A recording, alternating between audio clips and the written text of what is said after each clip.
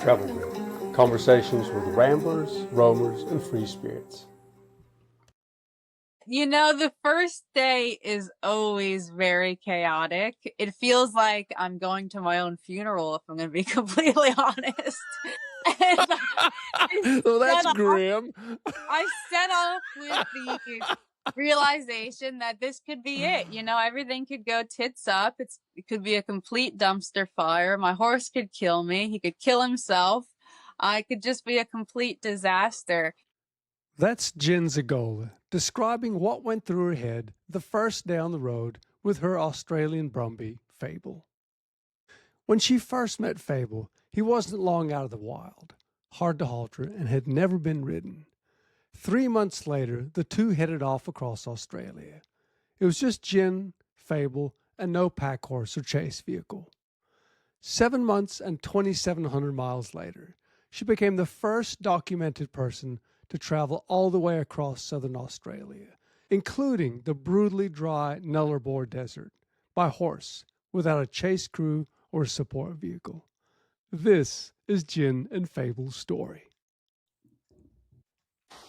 So first of all, congratulations, Jen. Oh my gosh. I mean, this is such a huge thing. I remember sitting here, it was you, Julie, and I in the cabin last year, and you said, hey, I've got this idea. And you told us. So tell us what your idea was and what you've just completed.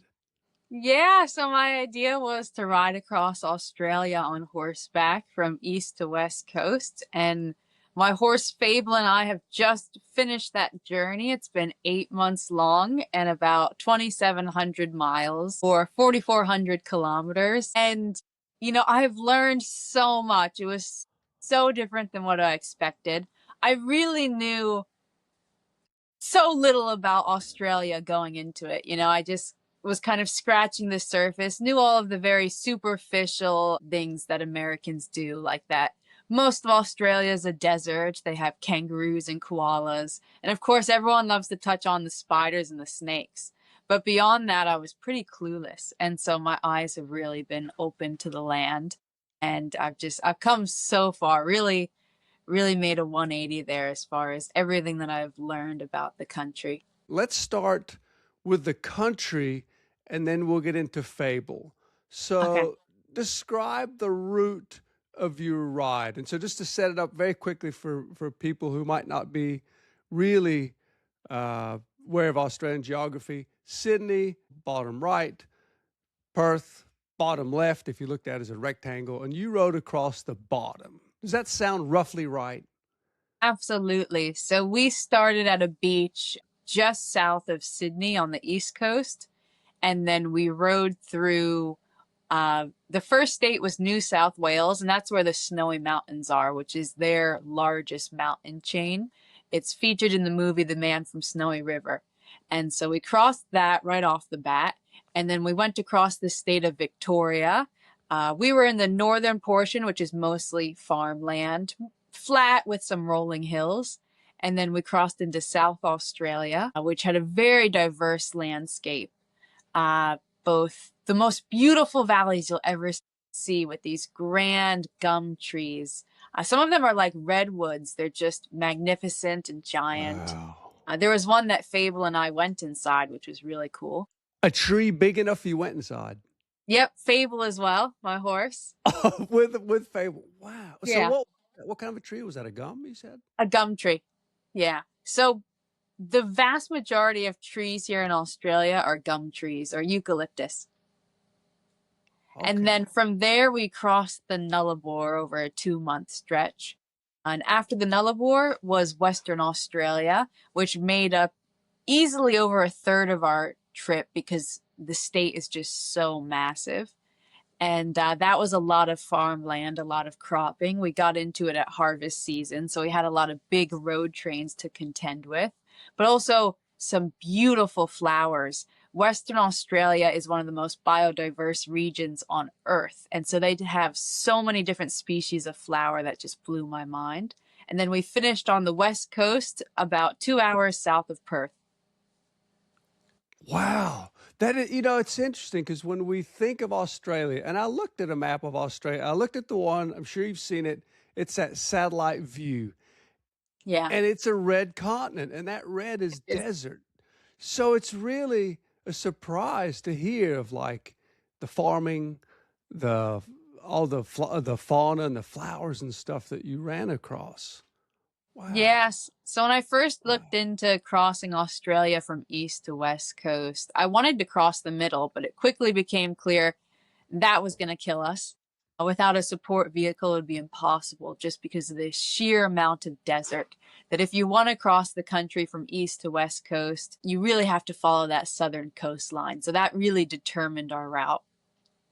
Just tell us about Fable. So Fable is a Snowy Mountain Brumby. He's from a place called Kosciuszko National Park. I won't quiz you on how to pronounce that again. Or spell it. He's 6 years old, pure black. From his herd, about 8,000 Brumbies were culled in the last 3 years. And how that happens is they shoot them from machine guns, from helicopters. And he was one of 1,000 horses to make it out of the park alive. And so he was rounded up by the government, similar to how they do here in the States. But they actually used like live traps. They put up portable corrals to get them into. And then he was taken in by the Victorian Brumby Association, which is one of the largest Brumby rescues in Australia. And I adopted him from there. So when I met him, he had just been haltered, but otherwise was still need to be acclimated to touch and learn how to lead. He had actually recently developed a bolting habit on the ground. And so I always wore like pigskin leather gloves working with him in the beginning because, you know, a butterfly farts and he'll take you skiing all right. You have to really hold on. So, wow. So yeah, he was fresh out of the wild, like he'd been haltered. But that sounds like about all. And had a bolting issue. Yeah, not quite. So he had been acclimated to an extent to domesticity, just in terms of like, as a stranger, you could get a halter on him. It just might take like 3 or 4 minutes of having kind of that back and forth dance, you know, approach and retreat. And then you could get it on him. Whereas the really wild ones, you know, you could spend 3 days and not even get within a few feet of them, or they're just throwing themselves over a 6-foot panel. And so he had already kind of settled down a bit there, but was still very squirrely, very weary about being touched and led and all of that. So he just needed to find himself there and his confidence with people. That's a huge gap, though. You show up when did you show up? February 20th or 22nd of last year, 2025. So you arrive end of February. Yes. You meet Fable. And then it's like, we've got to get this horse who's halterable, you know, the approach and retreat. You want to ride him across Australia. So how long did it take? And what were those steps that you took to gain his trust, that you could have a mount that was good enough to start?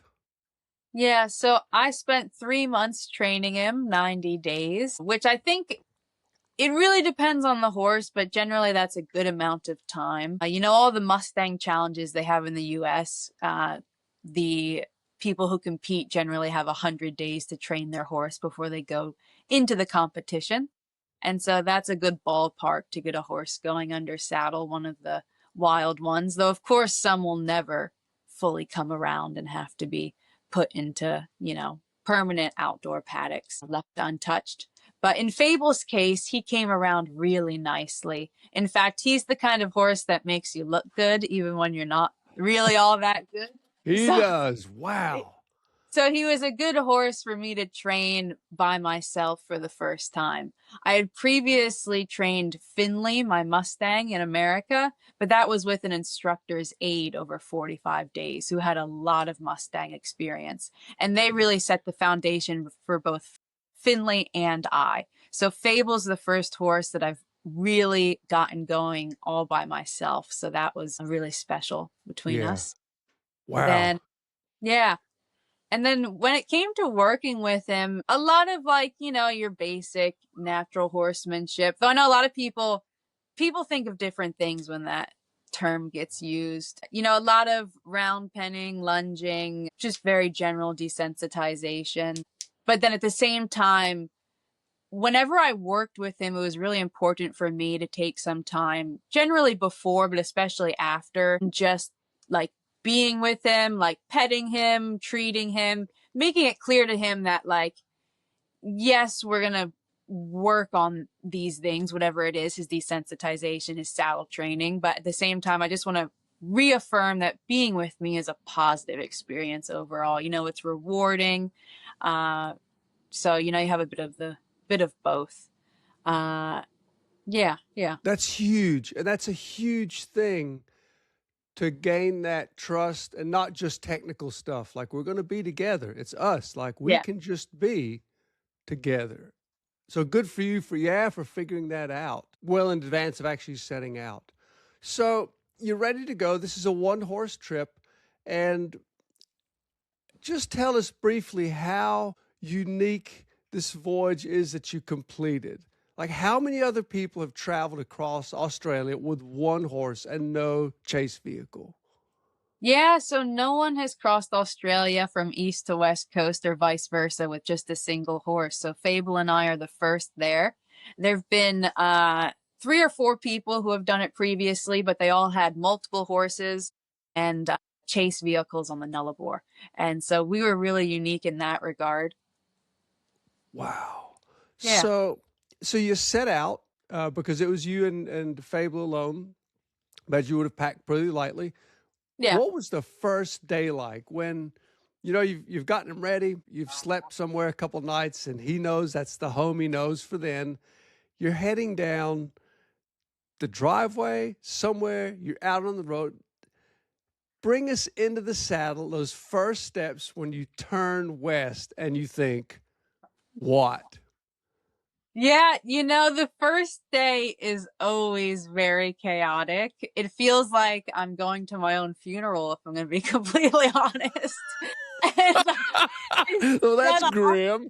I set off with the realization that this could be it. You know, everything could go tits up. It could be a complete dumpster fire. My horse could kill me. He could kill himself. I could just be a complete disaster.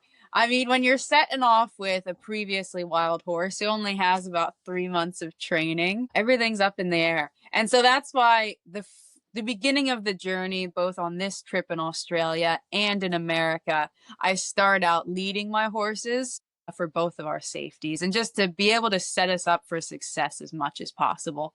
So with Fable, I was not in the saddle. I led him the first entire day.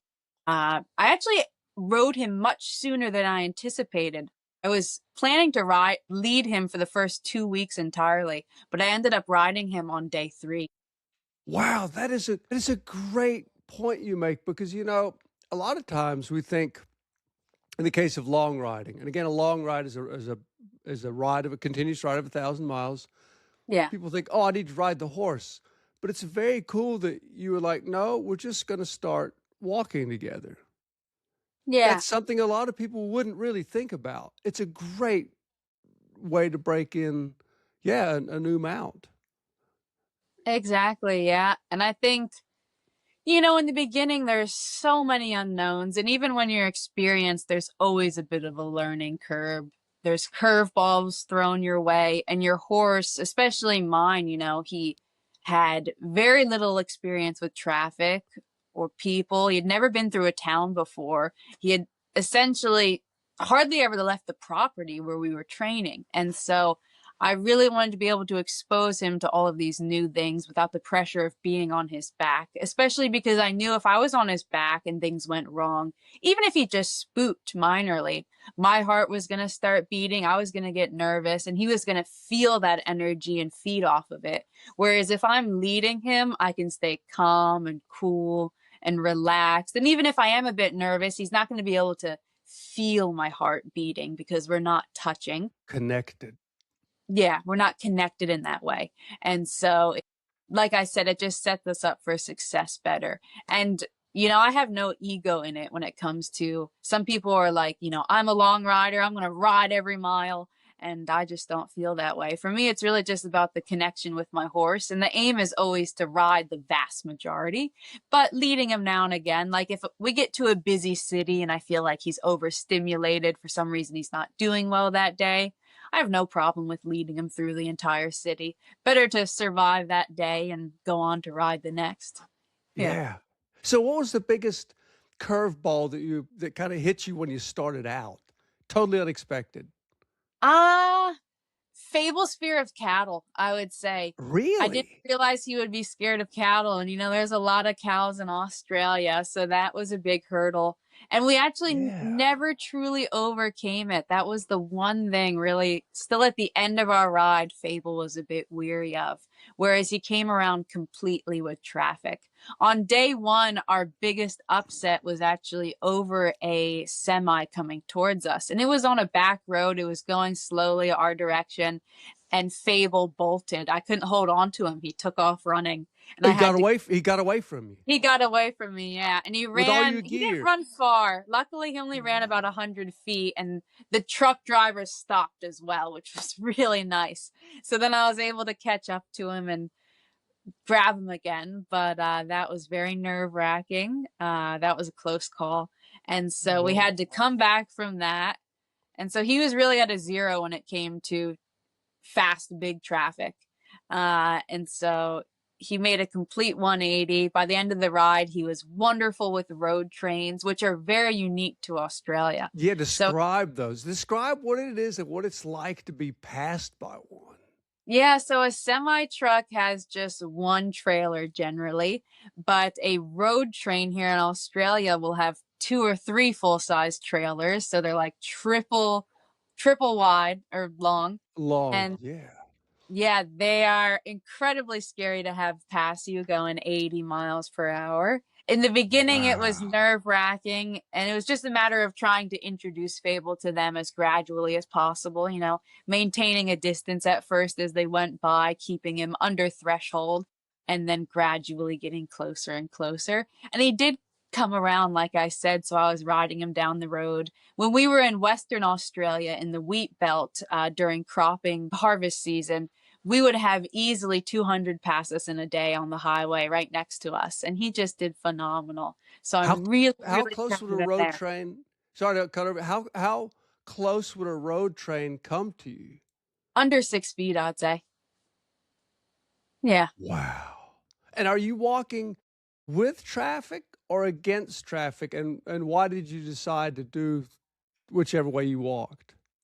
Yeah, we always ride with traffic, both in the US and Australia. I find that's the safest personally, that the horses seem to take to it the best. Because when you're against traffic, it just feels like traffic is really coming at you headlong, always. And I find that it confuses traffic more too. Like they struggle to pass you for whatever reason when you're walking against them.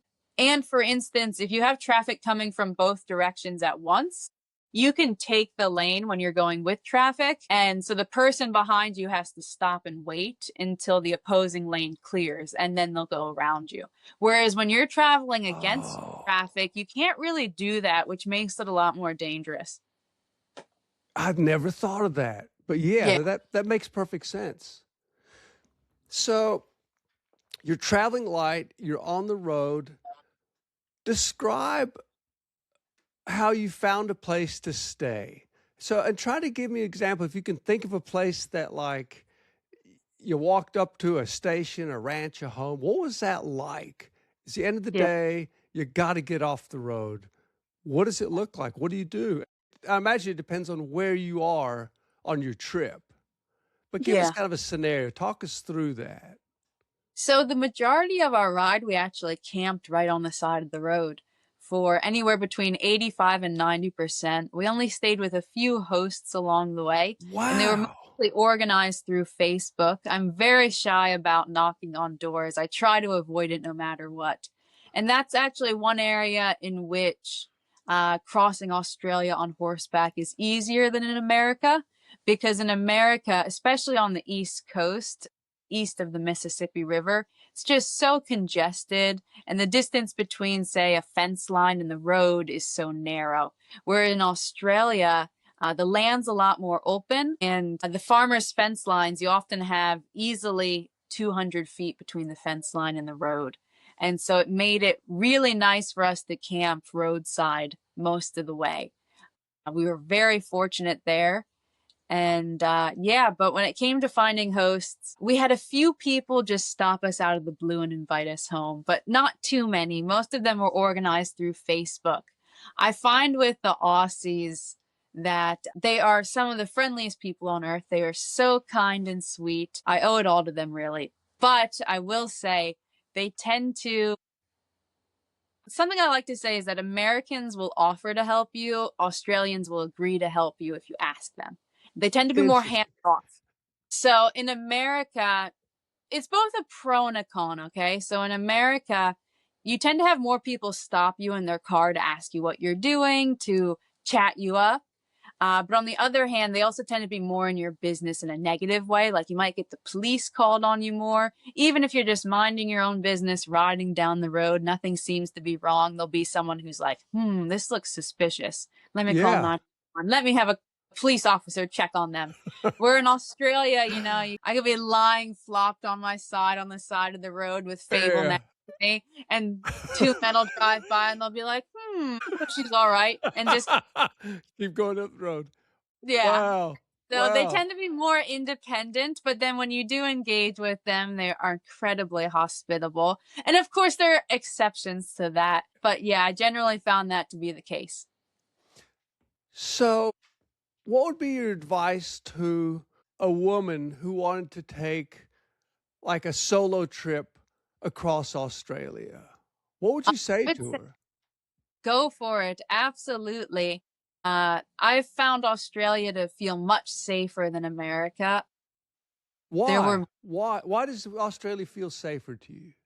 So the crime rate and the violence rate are much lower per capita by far. I don't have the statistics offhand, but there's a major difference there right off the bat. And there's just far fewer people as well. There's only 30 million, I believe, whereas we have like 300 million. And in the countryside, of course, you always feel safer than in the cities. Crime rates are lower. And the Australian people are just so hospitable that, yeah, there was very few occasions where I ever felt unsafe. Even just camping on the side of the road, the atmosphere was so positive. Wow. So you would literally camp right on the side of the road? Yeah, but pick it out or something the Fable can get something to eat and felt fine there.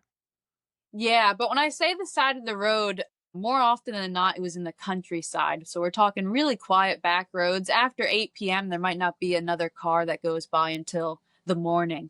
And so you wouldn't really, not many people would see you out there. Okay, so that's fascinating. Yeah. I mean, and that's a good measure of just how empty and unpopulated this land is. Because when I imagine camping on the side of the road with a horse, which I've done and you've done, it can be really unpleasant because it's usually busy, but this sounds just empty. You'll be fine. Yeah. Yeah. Wow. Well, so it depends on the area. Like in the Victorian countryside, you might have on that road 100 cars pass you during the day. But then after, like I said, 8, maybe 9 p.m., it'll really quiet down. You won't see a soul. And the shoulder is so wide that when you're camped on it along the farmer's fence line, often even if traffic did go by, they wouldn't see you or wouldn't notice. Yeah. So let's talk a little bit about some of the technical stuff you did on your trip. I'm always fascinated by hoof care because it's tough. So what did you do for Fable's feet to take care of them? Yeah, so Fable used Renegade hoof boots. It was the same brand I went with on my American long ride, and I just love them. I think they're the best brand by far. I love that they're a 2-part system with both the heel captivator and the boot shell. I think those two components working independently of each other really help with how the hoof flexes as they walk. And yeah, they just allow for, in my opinion, the greatest amount of adjustability. And they're very durable as well. So for my entire ride, the 2,700 miles, I used just 2 pairs. And 8 boots. 8 boots total boots altogether. miles. But I actually used the same heel captivators the entire time. I only replaced the boot shells. Yeah. And then I had to... So to clarify, the shells are the sole. It's like resoling a boot. Is that correct? Exactly, yeah. The shells are the boots, the part that's touching the ground, that's getting the most amount of wear with the tread. And then what did you do? One of the challenges I've found is on these long barefoot trips. That means riding without steel shoes. The hoof will grow, as it should, and it'll wear if you go barefoot. But in many cases, the toe will start getting longer. In the case of Renegade hoof boots, they can get tight.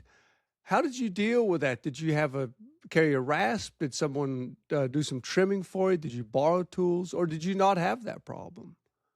Yeah, so I saw a farrier 2 or 3 times on the journey to trim Fable's hooves, particularly for that long toe he would get. There were a few instances throughout the journey where I'd have him barefoot to help naturally wear down his hooves on the pavement. Here in Australia, they don't say pavement. They'll look at you funny if you use that word. They say bitchment. And I've become so accustomed to using that, I had to pause for a second to say pavement again. So what are other 4 Aussie words like you learned? They don't say gas, they say petrol. And they call gas stations service stations or servos. They also call the afternoon the arvo. I don't know where they get the V. They say mate a lot. That's very true of them. And gosh, what else? The change from miles to kilometers and pounds to kilos is a big one. And so what do they not do that you were expecting? Like What you do go to they- Australia, they're going to do this and that, and then they don't do it. Ooh. Nothing comes immediately to mind, you know? It's more all the things that they do that I didn't anticipate. Yeah. And Very there's always those little words. I always feel like, okay, I've gotten all the lingo down. And then there's a new word that crops up. Like the other day, I was opening a new bank account and I asked if I could set up a checking account. And the teller went, "A checking account? What's that?" I was like, "What?" Wow. Do I have to explain money to you? It takes money. Yeah. Put money into it. It's very funny. They don't have triple antibiotic here either. Really? Wow. So the first time I asked for that in a store, the cashier really looked at me funny as well. And they don't say ketchup. They say tomato sauce. Wow.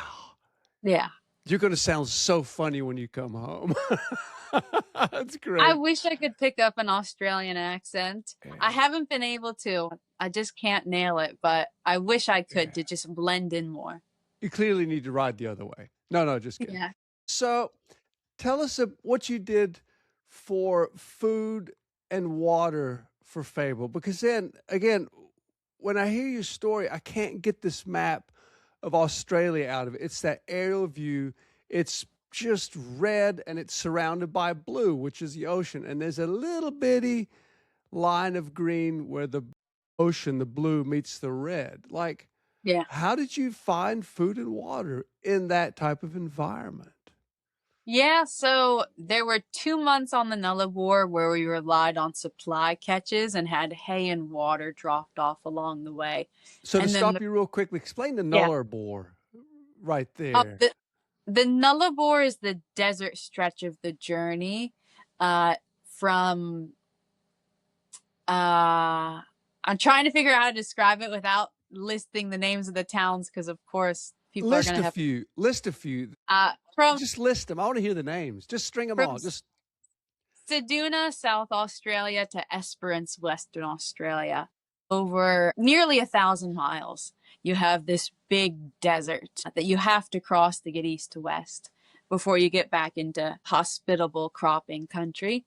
And so that's where we had our supply catches. And I had hay dropped off at select roadhouses along the way. And roadhouses are combination motels, gas stations, and campgrounds. And there's about roughly 10 out there on the Nullarbor. And so I would have hay dropped off at the roadhouses. And then I carried 12 20-liter collapsible water bladders that were plastic. So I'd fill them up and I would put 2 out per night, or 40 liters per night. so I could have 6 days worth put out at a time. And then I would, as I got to each night's catch, I would, of course, use all the water and then roll up the bladders and put them in my saddlebags to carry ahead to the next roadhouse, where I would fill them back up.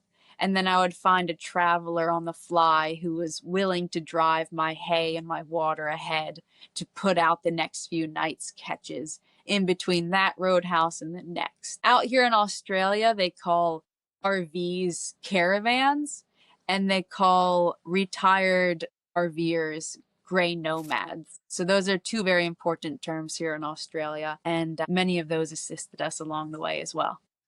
Wow. So they would just pick up, they would bring or drop off hay and water caches 20 miles apart, roughly? How far Yeah, apart? I would always aim to have them drop 20 miles apart. That was our average on the Nullarbor. And I would generally put the hay in either chaff bags. Would people be familiar with that here What's in the that? States? No, explain what I've never even heard of that. What is that? Okay, a chaff bag. They often feed chaff here in Australia, which What's is like that? if you put hay through a blender. And so instead of being very long stems, they're short and it's all ground up. And so they'll feed mostly oaten hay and what they call lucerne hay, but we call lucerne alfalfa. It's the same thing. And what's so, oaten? That's oat hay? yeah, and that's one of the most popular here, probably the number one. From an And actual oat plant. yes, I believe so. Don't quote me on that. Yeah, fascinating. Yeah, and so, but this inner lucerne chaff, they come in these big 25 kilo or about 50-pound bags. They're like potato sacks. And Okay, so right on. sometimes I would put hay in them for my supply catches on the Nullarbor because they're very thick, so they're durable. But when I ran out of them for the last month on the Nullarbor, I just went with garbage bags and I would double up on them to try and prevent the hay from poking through because I knew that people weren't going to want to put hay in their vehicles unless they had a pickup. Yeah. If the hay was just loose. Oh, and that's another thing. Here in Australia, they do not say pickup trucks. They say utes. They call them UTEs. Yep. Put some chaff in your ute. Yep. I say that like on a daily basis. Something will... You really do. Wow. I really do. So, yeah. I imagine there's a bonkers amount of wildlife out there. You put out hay and water. Yeah. You've got 100 miles of desert. How often did an animal get into it, and what kind of animals would that have been? Never, luckily. We found all of our catches fully intact, which was very lucky. I believe part of the reason why is when we crossed the Nullarbor, it was actually an uncharacteristically wet spring, and we had rains approximately once a week. And so there's actually a lot of standing water, particularly on what they call the Bight, which is about a 100 to 200 mile stretch where you're along the cliff sides there. So and that's the cliff sides to the ocean, is that correct? To the ocean, yeah. It's like a 200-foot drop straight down to the ocean there. Yeah, wow. And along that stretch, there were a lot of not so much natural rock holes, but actually like potholes at the rest stops that would hold standing water from the rains. And so because it was such a wet season, I think that drew a lot of animals away from the highway. And so they didn't get into my supply catches. But what I was really worried would eat them were emus and camels. Those are the big 2. The emus especially can be a bit naughty, a bit mischievous. We would see them from a distance quite a bit, but luckily the emus are very submissive. So they love to run, they bolt from place to place. And so you'll see them running in the distance, but then the moment they register you, they'll stop and then run the opposite way. So they don't approach you with your horse generally. The camels, on the other hand, they can be dangerous. I found out we didn't have any negative experiences, but the first time we came to a herd of camels, I'm not sure what you call that. They call them mobs here. Mobs of horses. A mob of camels. Yeah, they say that about generally any group of animals. And yeah, so we came to a mob of about 7 or 8 camels, and I was riding Fable, and I tried like waving my arms in the air and shouting at them to see if I could chase them off because they were in our path ahead. But it quickly became clear we were still a few hundred feet away. It became clear that they could care less. Like 3 of them were lying down and they didn't even bother getting up. So I was like, okay, we're going to have to go around the camels. They're like American bison in terms of, you just don't F with them. They stand their ground. They're just there. Yeah. Wow. And you rode right towards them. They're just sitting there. These big camels. Yeah. So how tall is an Australian camel compared to Fable? Ooh, they're easily double the size, if not more so. Fable only weighs about 900 pounds. The camels probably topping 2,000. Wow. And how tall is Fable? Oh, Fable's only 14 too. Perfect size. Yeah. Not Perfect as far size. of a fall. Easier to get on. Easier to duck under branches. Did you fall off? Did you have a fall? Yeah, I had a few falls along the way. Gosh. The first time, it was on day, I want to say 5 or 6. We were passing 2 steers. Fable got scared of them. I recognized that, and I was like, okay, I'm going to dismount. And you're passing partly because 2 watts? What were we passing? Steers, cows. Oh, okay. Cattle. Jeez. Yeah. And I said, okay, I realize he's getting upset, so I'm going to dismount, especially because I heard that there was a car coming in the distance. So I didn't want to be in between the car and the cattle. And so I went to jump off of him. And when I had my leg in the air is when he decided to spook away. So then I just fell backwards. Luckily, I was uninjured. It just hurt my ego. And I got a tear in my backpack that lasted the rest of the trip then. So that kind of cushioned my fall. So that was the first fall.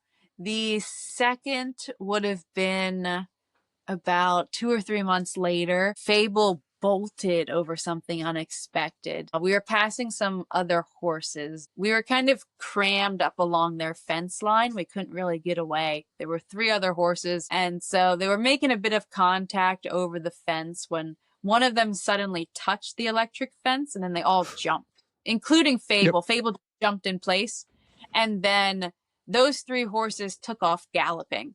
And I asked Fable to go ahead, but I didn't realize in that moment that he had become frightened of the electric fence and it was making this tick, tick, tick, tick, tick noise. And so when I asked him to go forward at the same moment he saw the 3 horses galloping away, that kind of just triggered his monkey brain there. Even though normally we'll pass other horses and they can be running about and he won't have a problem. But that was the first time I think, it was just a killer combination, the horses galloping and him being afraid in that moment. So It created an explosive reaction. So he spun in a 360 and bolted back the way we had come. And I made the mistake. I chose to fall off. But I didn't employ, the British emergency dismount as you should. I just... The emergency dismount. Yeah. The famous emergency dismount. Yeah, instead I just kind of, flew off the side and I ended up smashing into my side. It was my midsection that hit more or less, and I bruised a rib or 2. It's hard to say exactly what happened. Luckily, I got up almost immediately. There was about 10 or 20 seconds where there was like major reverberation going through my body. And I was like, oh my gosh, what's happened to me? And then that wore off and I was golden again. I got up, felt no pain, went right after Fable. And I could actually walk and ride without feeling any discomfort. It was mostly when I was lying down at night. Anytime I had to sit up from a prone position, I would feel like a twinge in my ribs on this side. And that lasted for like 3 weeks or so before it dissipated. That's pretty serious. Yeah. Were you wearing a helmet? Yeah, I always wear my helmet when I'm riding. Always have a helmet, a high-vis jacket on, especially because I ride a black horse with black saddlebags, so I could really use the help. Yeah. Wow.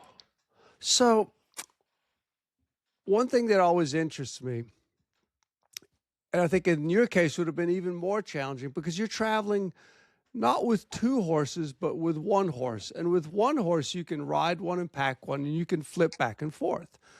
But with you and Fable, he would have been saddled the whole time. You couldn't really change that up. How did you deal with wear and any saddle sores as they came up?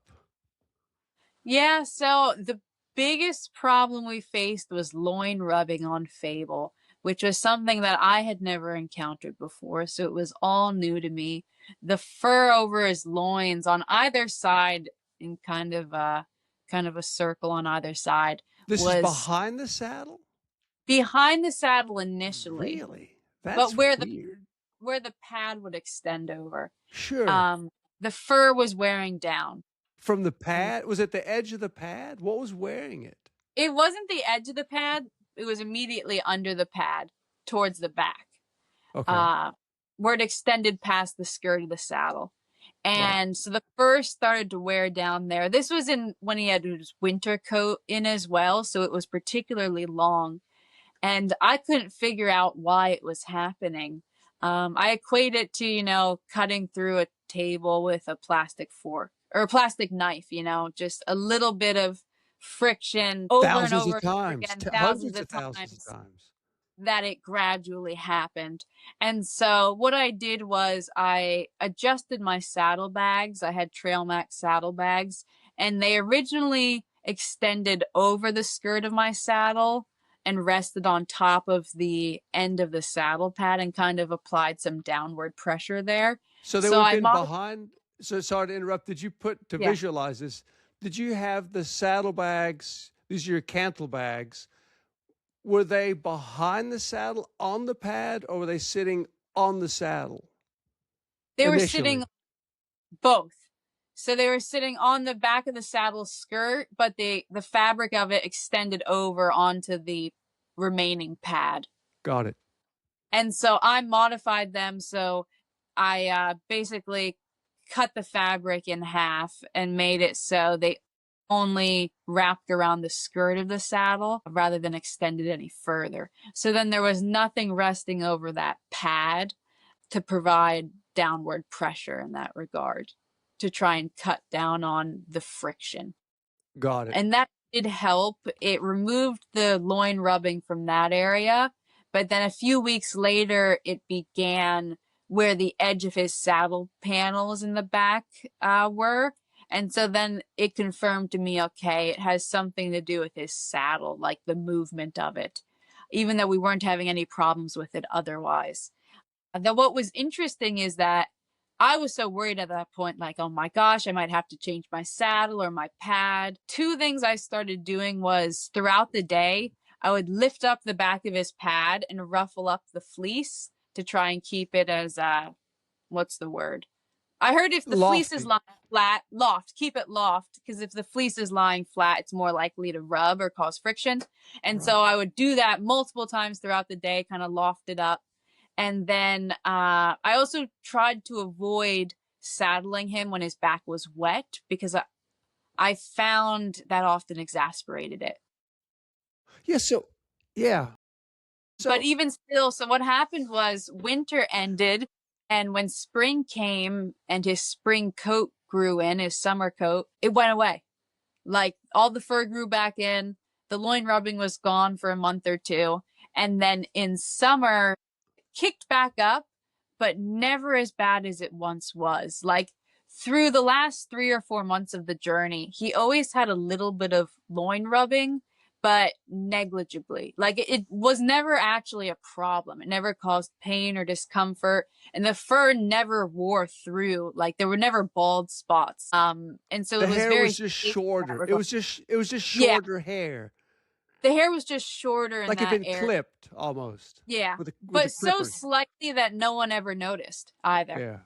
And do you think Yeah, that with was the do you think that was the difference in the summer and the winter coat?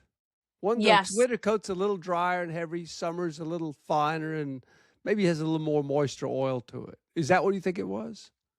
yes, I would think so. I was studying the subject on some endurance forums online, because I find there's just not many long riders out there, so it's often hard to source information from the long riding community. So if I ever have a problem crop up, I will often look on endurance forums because I feel like they ride very differently, but the most similar to us. And so I'll find anecdotes from them to try and problem solve. And I found quite a few comments from people saying that a horse's winter coat can exasperate loin rubbing and it can go away in the summer then. Summer. So, because you were in a really unique position to do things that most people don't get to experience just because of the sheer mileage, hundreds, thousands of miles you've ridden. What are some of the things, since you're so close to the end of your trip or having ended it, that you want to remember for the next trip that you can't look up online? Like this hair rubbing thing. What are a few of those things that just come to mind that you don't want to forget? Gosh, that's a difficult question to answer. You always learn the most from your mistakes. What was your biggest mistake? My biggest mistake. It would be my biggest mistake on all my long rides, both crossing Australia on horseback and America, are always the instances where I wasn't as kind to Fable or Finley as I should have been. Like, I look back at days where, I let my temper show. I was in a bad mood, and I regret those instances. Those are always my greatest mistakes. So what would be like a recent one that you remember? What's one that comes to mind? Gosh. Because it's a very natural part of it. I think what happens sometimes, I think this is sometimes hard to explain, is on a long ride, for example, in my case, the environment throws you things that if you were at home, you could take a breather, take a little while off, and then you could overcome them. You're coming up to a bridge. There's an expansion joint, in our case, is something I encountered.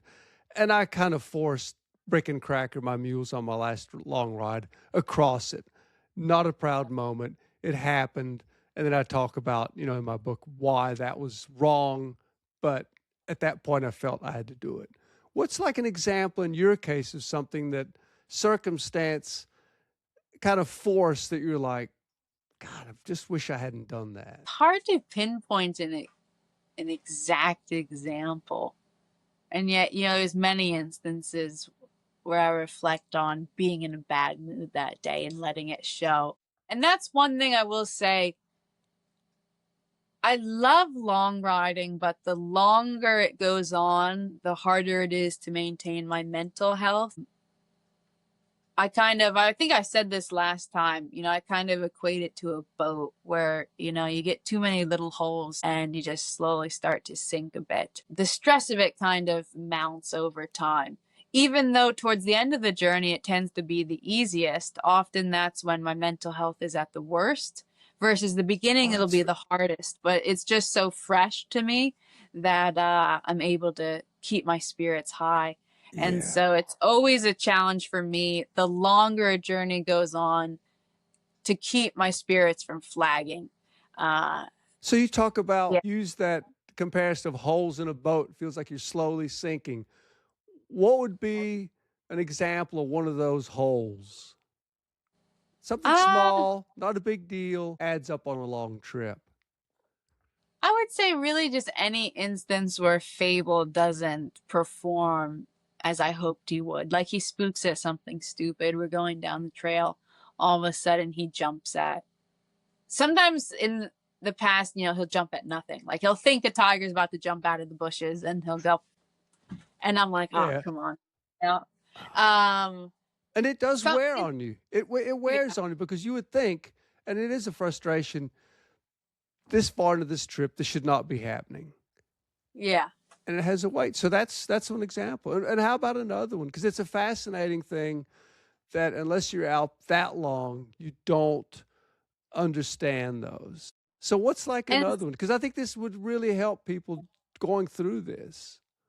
Another point I would like to make is that going on a long ride with your horse one of the most beautiful things about it is that it's the only discipline in the equestrian world that really lets you become part of your horse's herd. But then on the flip side, with that, I like to say it's like going from being coworkers with someone to being roommates with someone. And the relationship and that dynamic changes really fast from one to the other. And you think, this is going to be great. We get along so well at work.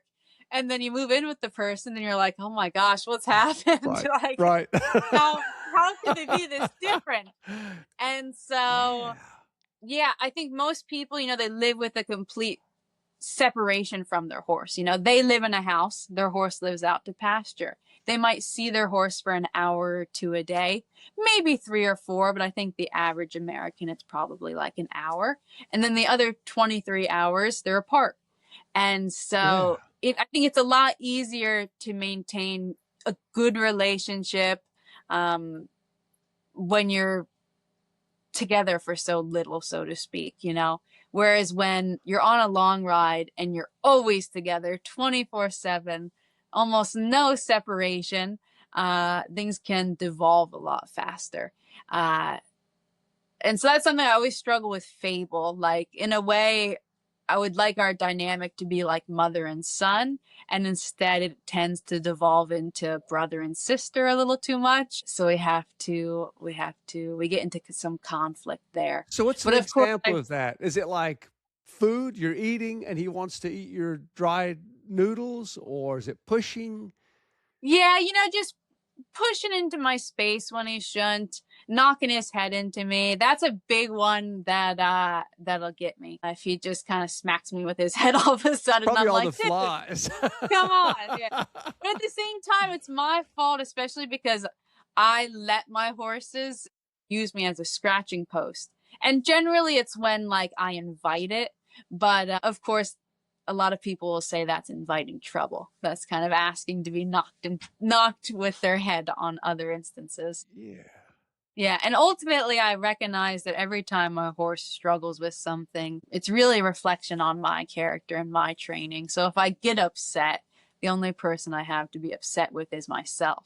Like if Fable is treating me more like a little sister, it's because I've let those boundaries slide. I haven't made my boundaries clear. I haven't kept up on his groundwork. So if anything, it's just looking in the mirror, but I don't always like what I see. Welcome to the human race and horses. So while we're on the subject of relationships, what was it like to be alone for so long? Like, what was the isolation like? How did you deal with that? Yeah, isolation doesn't bother me. I've always been a big lone wolf, always adventuring alone. I really don't get lonely. I suffer more from boredom than anything.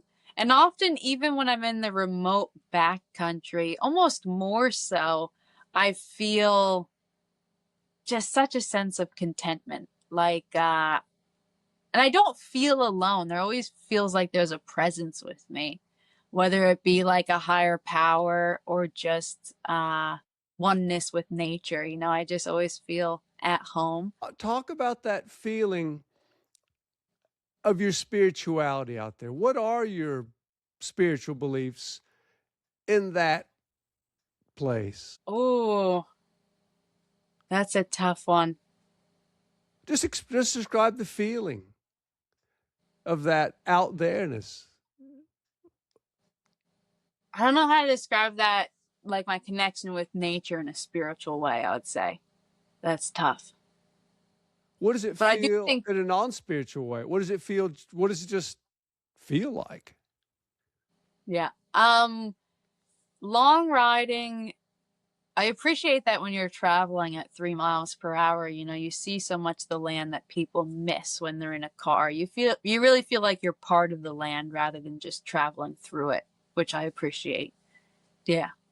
And I feel like it's the closest thing to just tromping around in the woods as a kid, carefree, which was one of my favorite pastimes in my childhood. Yeah. And did you ever get that sense of you're just kind of away from everybody, just that You're riding up a road, you know, you've got the shrubs or bushes or a fence, and it feels like the rest of the world is just away and it's just you. Did you get that sense out there? Or Um, did you always feel sort of connected to your life that you left behind or people that you've met? ooh, you know, it's hard to say. I'm not sure I ever fully disconnected, but at the same time, I feel like in the moments I did, I wasn't really recognizing it. Kind of like, you're constantly breathing without realizing it. But the moment you start thinking about it, like, yeah, I don't know. Can you truly disconnect, but at the same time recognize you're disconnecting? Or is all those, the rest of your life immediately gonna, kick back in and swarm your mind? So, yeah. But I think being out in nature is the best way to really disconnect. So tell me a little bit about growing up. Where did you grow up? So I spent most of my childhood in Pennsylvania. Grew up with my single mom and two sisters. We bounced around a lot from like apartment to apartment. I didn't grow up with horses. I just started riding in preparation of my first long ride across the US. That was when I was 21. It'll be 5 years ago as of this year. Wow. Yeah. So how did you break free?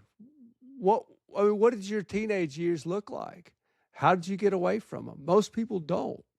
What was that spark? So, when I was in high school, I was really fat and lazy and I didn't have any direction in my life. And one day my mom was like, Jin, when you turn 18, you're just going to have to get out. You're going to have to do something.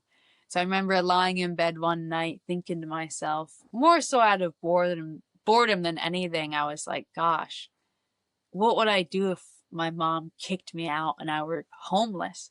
So I pictured myself on my mom's front porch and recognized no matter what, the first thing I would have to do is walk away.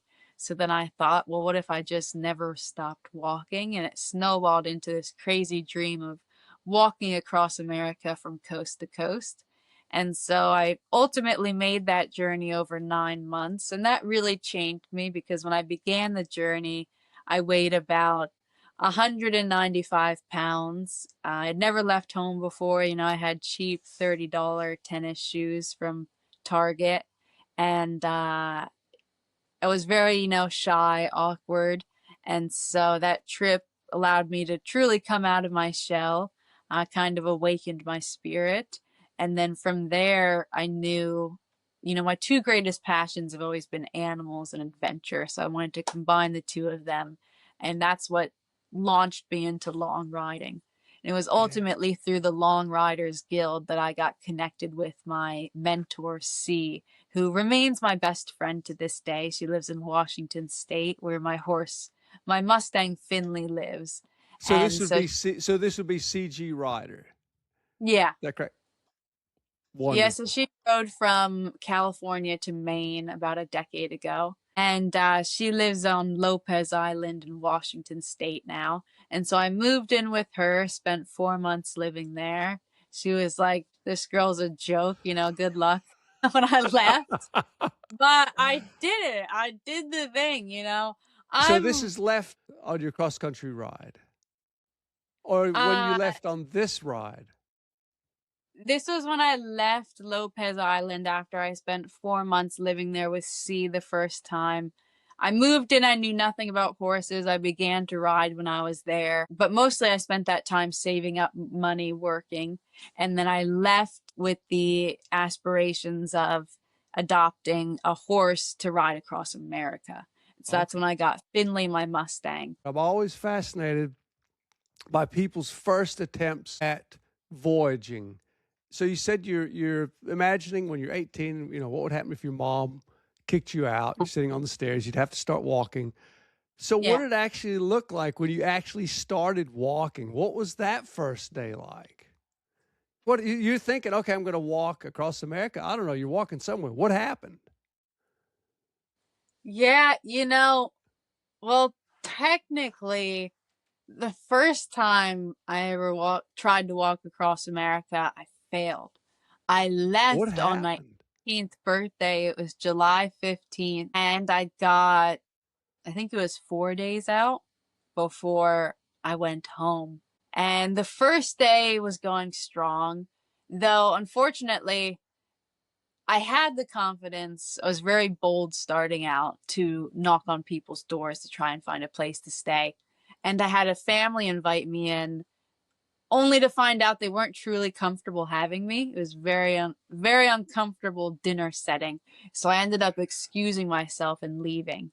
And I just stealth camped in the woods across the street. And that was the one and only time as I was lying there in my tent that I felt homesick and lonely, which is a feeling that has never resurfaced. And then the second day went well. It was very hot. It was mid-July, so I think it was like in the 90s that day. Baking hot that day. I got through it.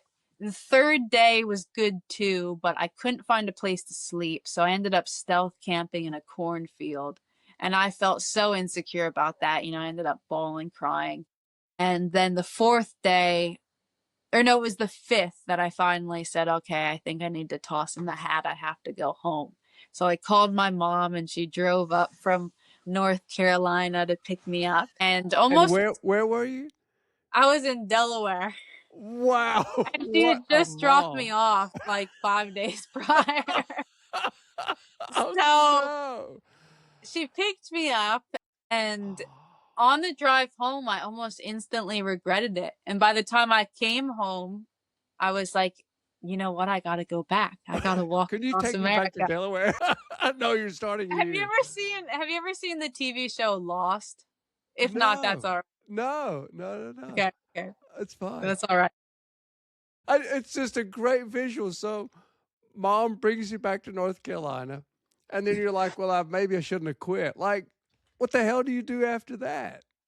Yeah, so about it was 8 months later, I set off again because the ideal time to leave to walk across America from the East Coast is in the spring. It's February or March. So when I came home, it was July. And so unless I set off immediately again, it wouldn't make sense to go at all until the next spring. Right. And so I ended Right. up leaving again on March 9th of 2019. And that journey ended up being successful. And now I'm so thankful that I failed the first time, because it took going home for me to recognize that this is not where I want to be at all. This is not where I'm meant to be. So then the second time that I left on the journey, I never looked back. I never felt homesick or lonely or like I was in the wrong place. I always felt perfectly content, like this is where I'm meant to be. So I'm glad that I went home to learn that I wasn't meant there. That's beautiful. Wow. And I got to ask, how long did the $30 Target shoes last? Oh, they lasted 3 or 4 weeks and then I had to replace them. Yeah. Though that was a really beautiful moment because I made it through Delaware and Maryland, which of course are both very small states. And then I got to West Virginia, a whole new state, and my mom shipped me a new pair of shoes. And they were really nice, like $120 Merrell hiking shoes. And that was just a beautiful moment because it was my mom's way of saying, congratulations on making it this far. We believe in you now. And I'd never owned shoes, that expensive before. So it was a wonderful moment. That's She puts up wonderful. with a lot. What an She awesome really mom. does. Yeah. So to kind of circle back and wrap up your trip with Fable, so you've come across the Nullarbor, you're coming to the Indian Ocean now. Yeah. towards Which the I end of your didn't trip. know for the longest time. For the majority of the trip, I didn't realize it was the Indian Ocean that I was finishing at. So, Wow, I mean that's a monumental thing. yeah. What was it like? We talked about the first day. What was it like? Were you riding? Were you walking? Coming up to that ocean What was that like? What did that day feel like? So the day of, we were actually just 2 miles from the beach, so it wasn't far that we had to go on our final day. It was very nerve-wracking because that morning Fable was a bit uppity. He was full of energy. I could tell he was overstimulated. And so I got so nervous because there was a crowd waiting for us at the beach. And Really? Wow. the more people there are in the room, the more anxious I get, the more socially awkward. And yeah, I'm just not very good in crowds. I'm better one-on-one. So I was like, oh my gosh, my horse is being a nut. And I have all these people waiting on us. No. I was like, you know, the beginning of our journey might not have been a disaster, but our ending might be. And so the pressure was on. I nearly cried, but I held it back.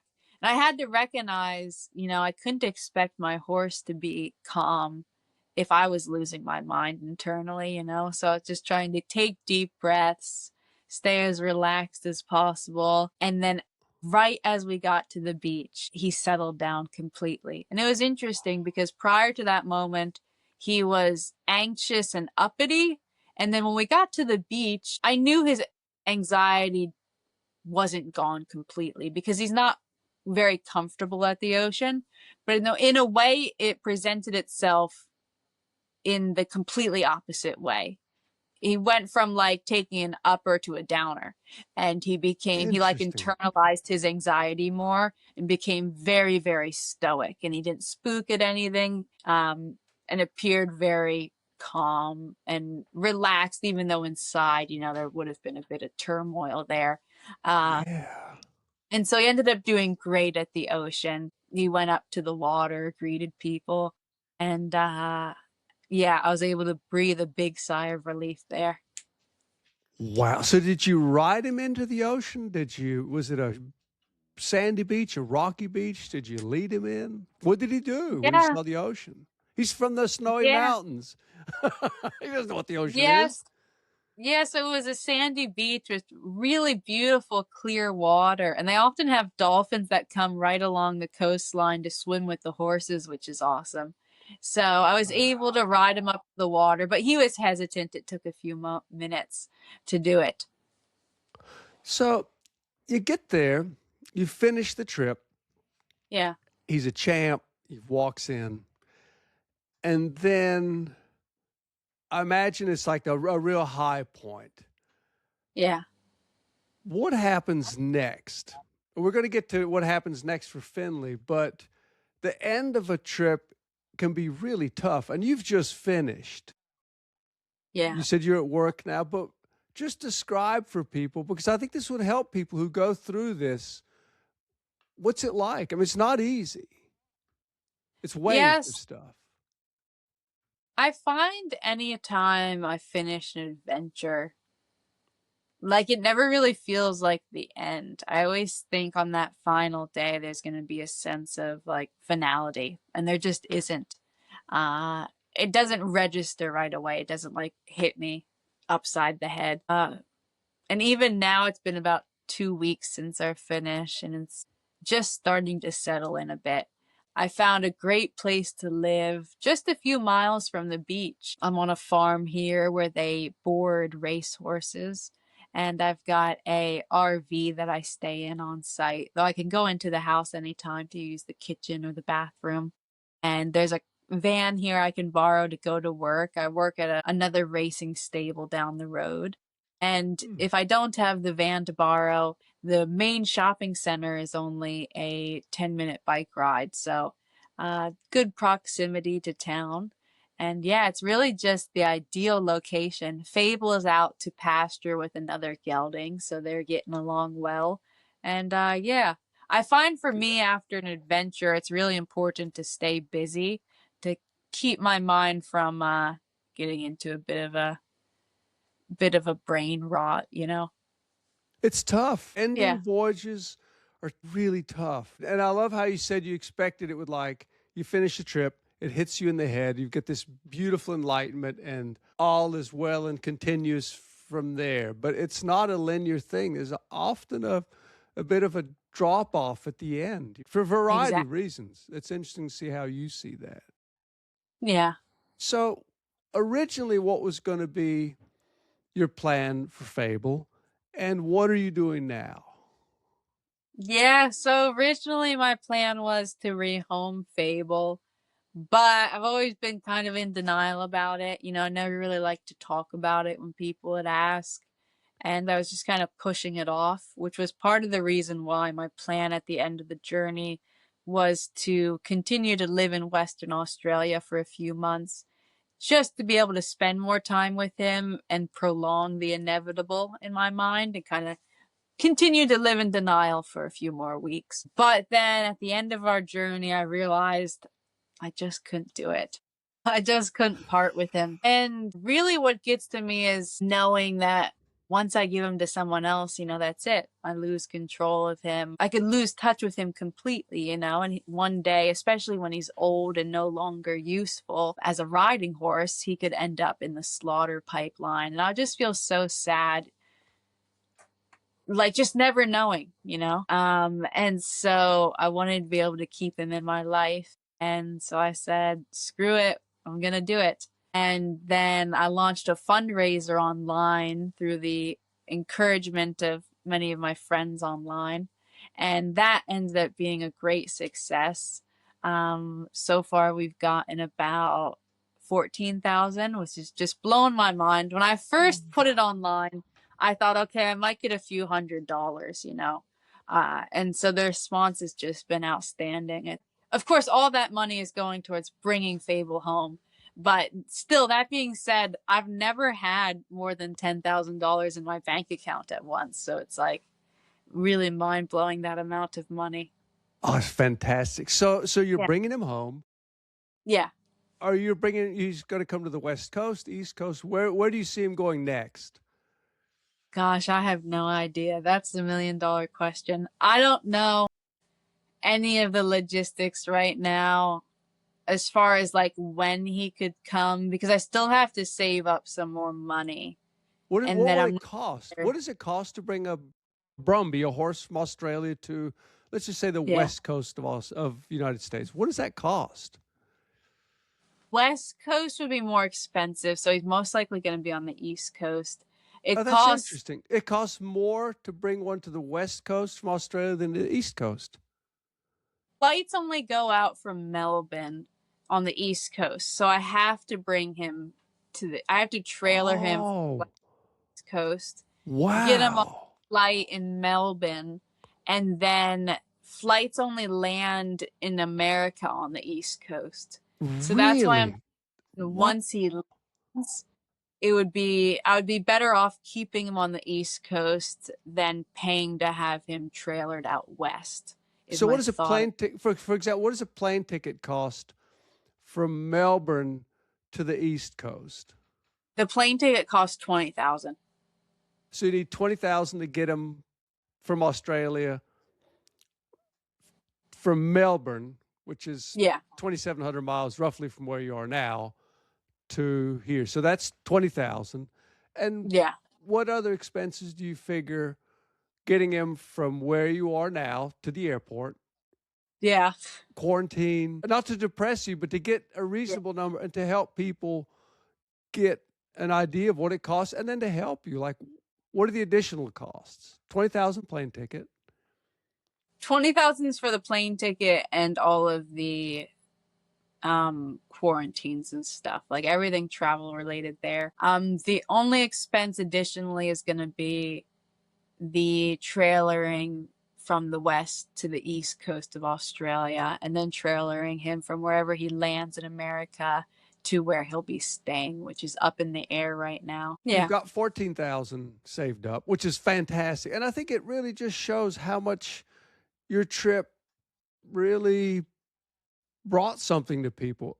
I looked at the Yeah. donation page. There's like, correct me if I'm wrong, but there's like a couple hundred people that donated. It was a lot of donations from like 25 to 50, and some were like 13, which is Yeah. beautiful because it really speaks to, how you touched people. And I would encourage Yeah. anyone who's listening to this to help you out because it is such a beautiful story that is incredibly unique because it's what you two had to go through, not just you, but the both of Yeah. you, and discovered things that are really hard to get to. So how can Yeah. people support your efforts, which means raise money to bring Fable home? Where can they donate? Yeah, I've got my GoFundMe up. It's pinned at the top of my Facebook page, Gin and Fable, if anyone's interested in helping bring Fable home with me. Good. So your fundraiser is still active. So people It can is, still yeah. donate. Yeah, they can still find that up on GoFundMe and my Facebook. Good. And yeah, on the GoFundMe, you can always tell which donations are from the Australians because they're always the kind of funny numbers like 13, Really? 27. And it's because of the conversion rate because they're putting like $20 or $50, but it's converting to American dollars. Yeah. Why you get those funny? Yeah. That's right. It's the Aussie decoder. It's going to be a weird Yeah. number. And I noticed that. Oh, that's fascinating. That's very Yeah. cool. And so this is a huge chunk, but you're earning money. So you're going to continue to work for how much longer in Australia? Yeah, so I'm in Australia for at least another 3 months, and so I'll be putting all of my money towards saving up to bring Fable home, aside from like living expenses. And then after that, that's where I've got to decide what I want to do. If I want to stay in Australia for a few months longer, or if I'm able to bring Fable home and I want to go with him. Otherwise, I'm considering riding across New Zealand next, but I haven't looked into any of the logistics yet. And then I would have to decide, do I keep Fable in Australia and board him somewhere until I'm done riding across New Zealand and then come and meet him again in Australia before flying together back to the US? So that's something I have to consider. It's really tough there what to do with Sure. Fable when he's in a bit of this limbo. Sure. Too bad you can't fly him to New Zealand. No, so actually, even if I could, even if the flight were free, I would say no. Why? Because the only incentive I have to ride across New Zealand is in training another wild horse. They have their own kind of breed of wild horse called the Kaimanawas. Really? And I've never heard of those. Tell us about those. I'm not too familiar with them. I know they live on one military base on the northern island, and there's a few hundred. I believe mostly bays, chestnuts, and grays. And yeah, they round them up almost annually and adopt them out to people. And, aside from long distance riding, my greatest passion in the horse world is with wild horses. And so I got to ride across North America with my Mustang, Australia with my Brumby. And so the big appeal of New Zealand for me is being able to train a Kaimanawa, another type of wild horse, and ride across their respective country. So it would be like 3 countries, 3 wild horses. To the point where if I couldn't train my own Kaimanawa, I wouldn't be interested in the trip altogether. It just wouldn't be worth it for me because I really like crossing continents, and New Zealand is more like a holiday trip, like a honeymoon ride. And so I really It's not very need wide. It's a skinny island. Yeah. So it's only about from north to south, it would be about 1,000 miles. So it'd be a 3-month trip. And yeah, for me, I feel like I really need the challenge of being able to train my own horse again for it to be worth it. Otherwise, I wouldn't do it. Yeah, so I wouldn't take Fable no matter what. Yeah. So specifically, what is it about Mustangs, Brumbies, Kaimanawa, if I'm pronouncing that correctly? What is it about those wild, in air quotes, horses that speaks to you? Yeah. I just really like being able to bond and grow with a horse from the ground up, to take a horse that's never been touched, that has no experiences with people, and being that person to show them love, to be able to touch and ride them for the first time and to know their entire history, so to speak, in domesticity. It's just, a beautiful experience. There's nothing like it. And for me, it's like the idea, and I know this is a bit strange, like most people wouldn't feel this way, but for me to buy a horse, which I've never done yet, I will in the future, but to buy a horse that's already been fully broken in, ready to go, it would kind of feel like babysitting someone else's child when what I really want is my own, So I really appreciate that relationship, being able to be their person from the beginning, to choose their name. And this is going to sound kind of selfish, but to be the only person who's ever loved that horse, just to have that really intimate personal bond with them. And so that's the biggest appeal for me with it. And I learn so much from them, I learn more than they do, really. And yeah, it's a great experience. Yeah. Beautiful. It's just a beautiful kind of a summation of your mind, why you're doing and this. And also, in my mind, wild horses, they make for the perfect long riding mounts because they're easy keepers with rock solid hooves.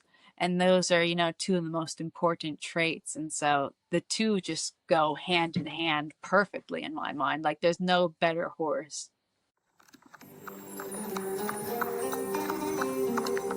Travel Grid. Conversations with ramblers, roamers, and free spirits.